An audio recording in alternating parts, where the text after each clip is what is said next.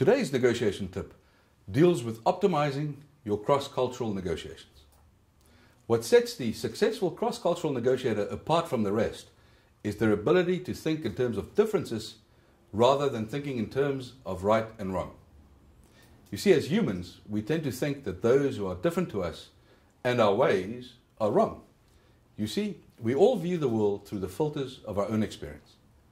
And this means that our picture of ourselves and others is by definition almost always prejudiced one way or another. If you can think of others as only being different rather than wrong, then it's much easier to emphatically and openly engage them in interest-based negotiations. When considering business negotiations across cultures, there's a tendency to only think about the national or ethnic cultures involved. You could easily make the mistake of stereotyping people according to their national culture whilst ignoring the other elements of culture that will contribute to the success of your negotiation. So, in addition to national or ethnic culture, you should also consider the secondary or group culture. For example, the organizational culture. So companies will have their own corporate culture and norms, or perhaps even the religious culture. So you could expect people to do business differently if they're Christians, Muslims, Hindus, etc.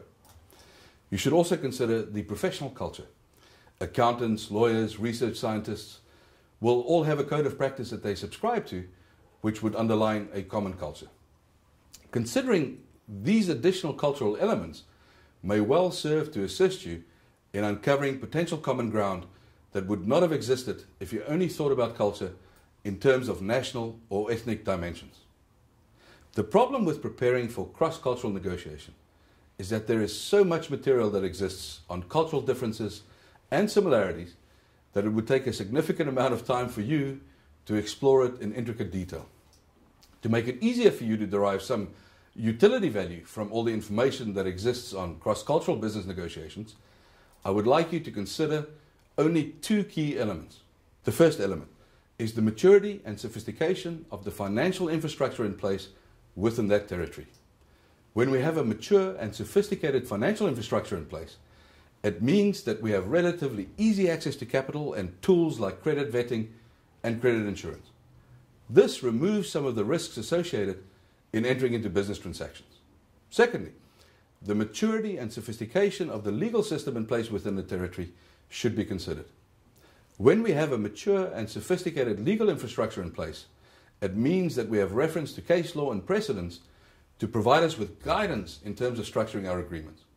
It also means that when things go wrong, it's easy for us to have recourse to the courts where we can rely on a relatively objective ruling to resolve disputes.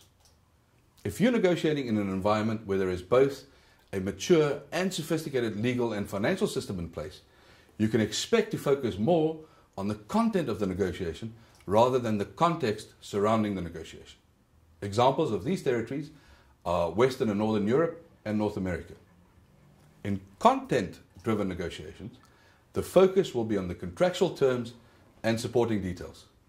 Involve finance and legal early in these negotiations. The relationship can be explored after the contract has been successfully agreed and implemented. However, if you're negotiating in an environment where the legal and financial systems are relatively immature, then it becomes important for you to focus on the context within which you negotiate rather than focusing only on the content. Examples of these types of territories are Africa, parts of the Middle East, Asia, and parts of Latin America. This means that when you're involved in negotiations in a context-driven territory, you should spend more time on developing relationships and establishing trust. Once you've established trust in these environments, the agreement will follow.